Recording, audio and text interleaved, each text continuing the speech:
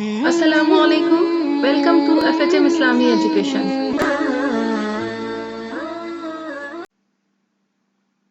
اعوذ باللہ من الشیطان الرجیم، بسم اللہ الرحمن الرحیم۔ السلام علیکم، FHM اسلامی کے دیکھنے اور سننے والوں کو فائزہ مغل کی طرف سے خوش آمدید۔ آج فضائل اعمال سے جو قصہ میں آپ کے لیے لے کر آئی ہوں اس کا عنوان ہے مسلمانوں کی حبشہ کی طرف ہجرت اور شعیب ابی طالب میں قید ہونا۔ مسلمانوں کو اور ان کے سردار فخر دو عالم صلی اللہ علیہ وآلہ وسلم کو جب کفار سے تکالیف پہنچتی ہی رہیں اور آئے دن ان میں بجائے کمی کے اضافہ ہی ہوتا رہا تو حضور اقدس صلی اللہ علیہ وآلہ وسلم نے صحابہ رضی اللہ تعالیٰ عنہ کو اس کی اجازت فرما دی کہ وہ یہاں سے کسی دوسری جگہ چلے جائیں، تو بہت سے حضرات نے حبشہ کی طرف ہجرت فرمائی۔ حبشہ کے بادشاہ اگرچہ نصرانی تھے، اس وقت تک مسلمان نہ ہوئے تھے، مگر ان کے رحم دل اور منصف مزاج ہونے کی شہرت تھی۔ چنانچہ نبوت کے 5ویں برس رجب کے مہینے میں پہلی جماعت کے 11 یا 12 مرد اور 4 یا 5 عورتوں نے حبشہ کی طرف ہجرت کی۔ مکے والوں نے ان کا پیچھا بھی کیا کہ یہ نہ جا سکیں، مگر یہ لوگ ہاتھ نہ آئے، اور وہاں پہنچ کر ان کو یہ خبر ملی کہ مکہ والے سب مسلمان ہو گئے اور اسلام کو غلبہ ہو گیا۔ اس خبر سے یہ حضرات بہت خوش ہوئے اور اپنے وطن واپس آ گئے، لیکن مکہ مکرمہ کے قریب پہنچ کر معلوم ہوا کہ یہ خبر غلط تھی اور مکہ والے اسی طرح بلکہ اس سے بھی زیادہ دشمنی اور تکلیفیں پہنچانے میں مصروف ہیں، تو بڑی دقت ہوئی۔ ان میں سے بعض حضرات وہیں سے واپس ہو گئے اور بعض کسی کی پناہ لے کر مکہ مکرمہ میں داخل ہوئے۔ یہ حبشہ کی پہلی ہجرت کہلاتی ہے۔ اس کے بعد ایک بڑی جماعت نے جو 83 مرد اور 18 عورتیں بتلائی جاتی ہیں، متفرق طور پر ہجرت کی اور یہ حبشہ کی دوسری ہجرت کہلائی۔ بعض صحابہ رضی اللہ تعالیٰ عنہ نے دونوں ہجرتیں کی اور بعض نے ایک۔ کفار نے جب یہ دیکھا کہ یہ لوگ حبشہ میں چین کی زندگی بسر کرنے لگے تو ان کو اور بھی غصہ آیا اور بہت سے تحفے تحائف دے کر نجاشی شاہ حبشہ کے پاس ایک وفد بھیجا جو بادشاہ کے لیے اور بھی بہت سے تحفے لے کر گیا اور اس کے خواص اور پادریوں کے لیے بھی، اور بہت سے ہدیے لے کر گیا۔ جا کر اول حکام اور پادریوں سے ملا اور ہدیے دے کر ان سے بادشاہ کے ہاں اپنی سفارش کا وعدہ لیا، اور پھر بادشاہ کی خدمت میں یہ وفد حاضر ہوا۔ اول بادشاہ کو سجدہ کیا اور پھر تحفے تحائف پیش کر کے اپنی درخواست پیش کی اور رشوت خور حکام نے تائید کی۔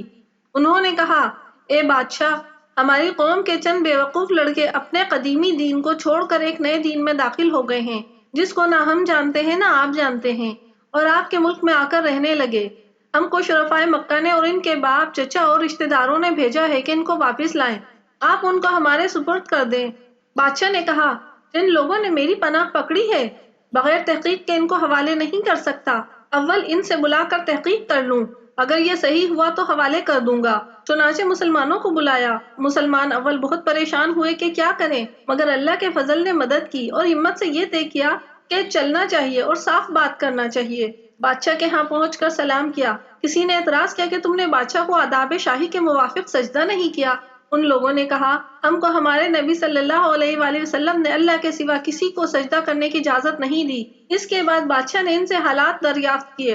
حضرت جعفر رضی اللہ تعالیٰ عنہ آگے بڑھے اور فرمایا، ہم لوگ جہالت میں پڑے ہوئے تھے، نہ اللہ کو جانتے تھے نہ اللہ کے رسولوں سے واقف تھے، پتھروں کو پوجتے تھے، مردار کھاتے تھے، برے کام کرتے تھے، رشتے ناتوں کو توڑتے تھے، ہم میں جو قوی ہوتا تھا وہ ضعیف کو ہلاک کر دیتا تھا۔ ہم اسی حال میں تھے کہ اللہ نے اپنا ایک رسول بھیجا جس کے نسب کو، اس کی سچائی کو، اس کی امانت داری کو، پرہیزگاری کو ہم خوب جانتے ہیں۔ اس نے ہم کو ایک اللہ وحدہ لا شریک لہ کی عبادت کی طرف بلایا، پتھروں اور بتوں کو پوجنے سے منع فرمایا۔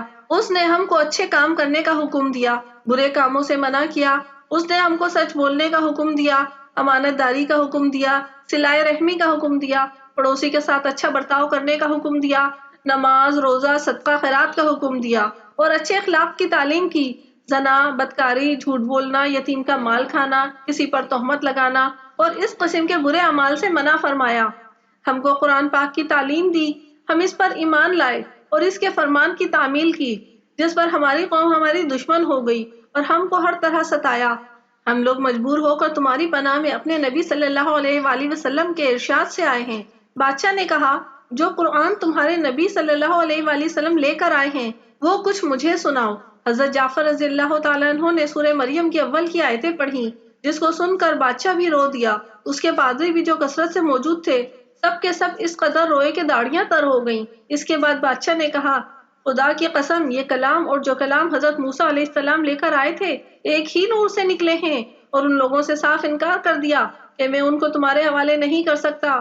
وہ لوگ بڑے پریشان ہوئے کہ بڑی ذلت اٹھانے پڑی۔ آپس میں صلاح کر کے ایک شخص نے کہا، کل میں ایسی تدبیر کروں گا کہ بادشاہ ان کی جڑ ہی کاٹ دے۔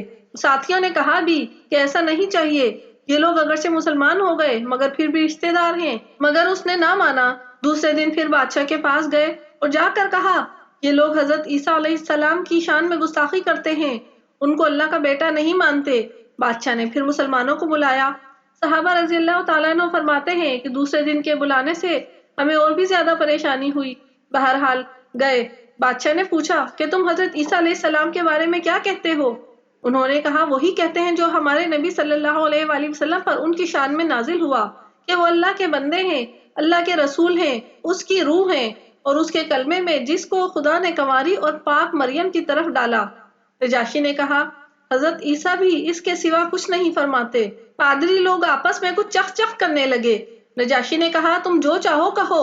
اس کے بعد نجاشی نے ان کے تحفے واپس کر دیے اور مسلمانوں سے کہا، تم امن سے ہو، جو تمہیں ستائے اس کو تاوان دینا پڑے گا، اور اس کا بھی اعلان کرا دیا، جو شخص ان کو ستائے گا اس کو تاوان دینا ہوگا۔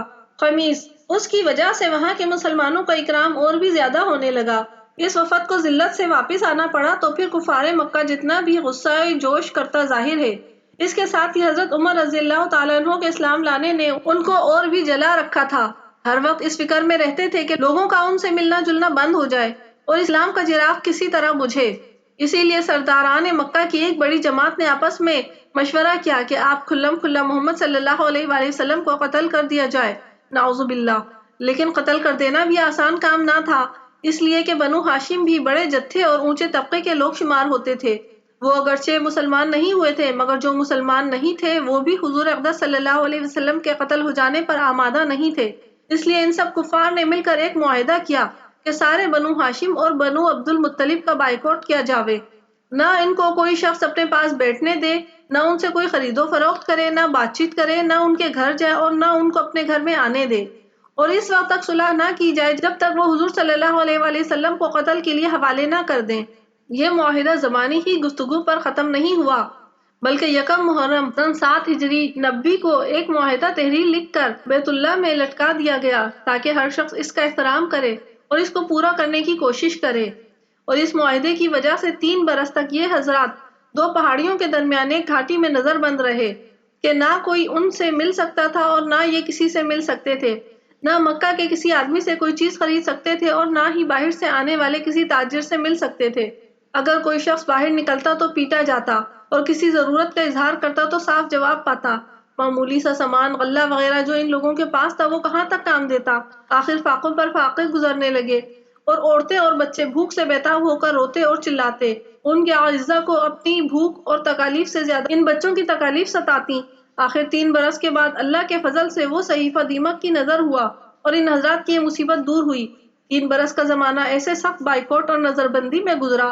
ایسی حالت میں ان حضرات پر کیا کیا مشقتیں گزری ہوں گی وہ ظاہر ہے، لیکن اس کے باوجود صحابہ اکرام رضی اللہ تعالیٰ عنہ اجمعین نہایت ثابت قدمی کے ساتھ اپنے دین پر جمے رہے، بلکہ اس کے ارشاد فرماتے رہے۔